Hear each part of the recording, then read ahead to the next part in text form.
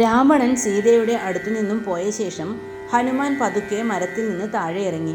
സീതയുടെ തോഴിമാരും കാവൽക്കാരും ഉറങ്ങിയാലേ സീതയോട് സംസാരിക്കാൻ സൗകര്യം കിട്ടുള്ളൂ. അതിനായി ഹനുമാൻ സൂര്യദേവൻ പഠിപ്പിച്ചു കൊടുത്ത ഒരു മന്ത്രം ചൊല്ലി. ആ പെണ്ണുങ്ങളെല്ലാം പെട്ടെന്ന് നിദ്രയിൽ ലയിച്ചു.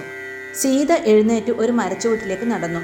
ശ്രീരാമനെ പിരിഞ്ഞുള്ള ഈ ജീവിതം എനിക്കിനി വയ്യ. രാവണന്റെ ശല്യം കൊണ്ട് തീ തിന്നുന്ന സീത തന്നെത്താൻ ഇങ്ങനെ പറഞ്ഞുകൊണ്ട് ആത്മഹത്യക്ക് ഒരുങ്ങുകയായിരുന്നു. ഹനുമാൻ ഉടനെ അവളുടെ മുന്നിലേക്ക് എടുത്തു ചാടി. അരുതേ ദേവി, സാഹസമൊന്നും ചെയ്യരുത്. ഹനുമാൻ സീതയെ തടഞ്ഞു.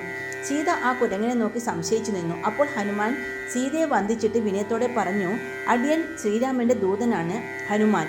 അദ്ദേഹം താമസിയാതെ ഇവിടെ എത്തി രാവണനെ വംശത്തോടെ നശിപ്പിച്ച് ദേവിയെ അരമനയിലേക്ക് കൊണ്ടുപോകും. സീതയ്ക്ക് അത് കേട്ടിട്ട് വിശ്വാസമായില്ല. അപ്പോൾ ഹനുമാൻ ശ്രീരാമന്റെ മുദ്രമോതിരം സീതയ്ക്കു നൽകി. സീതയ്ക്കും രാമന് മാത്രം അറിയാവുന്ന രാമൻ പറഞ്ഞ 3 സംഭവങ്ങളും സീതയോട് പറഞ്ഞു. സീത സന്തോഷിച്ചു. അവൾ ഹനുമാന്റെ പൂർവ്വകഥയും രാമലക്ഷ്മണന്മാരുടെ ഇപ്പോഴത്തെ ജീവിതത്തെപ്പറ്റിയും ചോദിച്ചു. എല്ലാറ്റിനും ഹനുമാൻ ഉത്തരം നൽകി. ഇത്ര ചെറിയ വാനരൻ സമുദ്രം ചാടിക്കടന്ന് ഇവിടെ എത്തിയത് എങ്ങനെയെന്ന് സീത അത്ഭുതപ്പെട്ടു. സീതയുടെ ആ സംശയം ഹനുമാൻ തീർത്തു കൊടുത്തു. ആ വാനരവീരൻ തന്റെ ശരീരം വാനമുട്ടെ വലുതാക്കി കാണിച്ചു. സീത അതുകണ്ട് കൂടുതൽ അത്ഭുതപ്പെട്ടു. അപ്പോൾ വാനരൻ ദേഹം പഴയ പോലെ ചെറുതാക്കി മാറ്റി. അത് കണ്ടപ്പോൾ സീത ഹനുമാനെ പ്രശംസിച്ചു. അത് കേട്ട ഹനുമാൻ രാമസ്തുതികൾ പാടി. അപ്പോൾ സീതയുടെ വിരഹദുഃഖം വർദ്ധിച്ചു. അവൾ കരഞ്ഞുകൊണ്ട് പറഞ്ഞു, ആഞ്ജനേയ, എനിക്ക് ഈ ജീവിതം മടുത്തു. നീ ദേവനോട് പറയൂ, ഞാൻ ഏറിയാൽ 1 മാസമേ ജീവിച്ചിരിക്കൂ എന്ന്. സീതാദേവിയുടെ കണ്ഠമിടറി. സീതാദേവിയുടെ ദുഃഖം കണ്ട് ഹനുമാന്റെ ഉള്ളിലും ദുഃഖം അണപൊട്ടി ഒഴുകി. അവൻ കണ്ണു തുടച്ച് സീതയെ ആശ്വസിപ്പിക്കുവാൻ തുടങ്ങി. ദേവിയുടെ ഈ അവസ്ഥ ശ്രീരാമൻ അറിഞ്ഞാൽ ഉടനെ എണ്ണമറ്റ വാനരസേനകളുമായി അദ്ദേഹം ലങ്കയിലെത്തും. രാക്ഷസകുലത്തെ നശിപ്പിച്ച് ദേവിയെ അയോധ്യയിലേക്ക് കൊണ്ടുപോകും. ദേവിയോടൊന്നിച്ചു ചെന്ന് അദ്ദേഹം അവിടെ കിരീടധാരണം നടത്തും.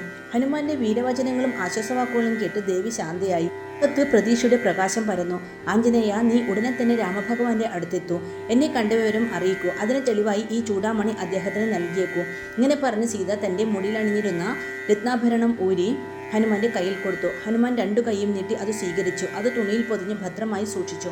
ഭഗവാന് വിശ്വാസം ജനിപ്പിക്കുന്നതിന് 2 കാര്യങ്ങൾ കൂടി സീതാദേവി ഹനുമാനെ പറഞ്ഞു കേൾപ്പിച്ചു. അവ മനസ്സിൽ വെച്ച് മറക്കാതെ ശ്രീരാമനോട് പറയണമെന്ന് സീത ചട്ടം കെട്ടി. ഹനുമാൻ സീതയെ വന്ദിച്ച് യാത്രയായി. കഴിയും വേഗം രാമഭഗവാന്റെ അടുത്തെത്തണേ, സീത ഹനുമാനോട് ഒരിക്കൽ കൂടി പറഞ്ഞു. പക്ഷേ ഹനുമാന് മറ്റൊരു ലക്ഷ്യമുണ്ടായിരുന്നു.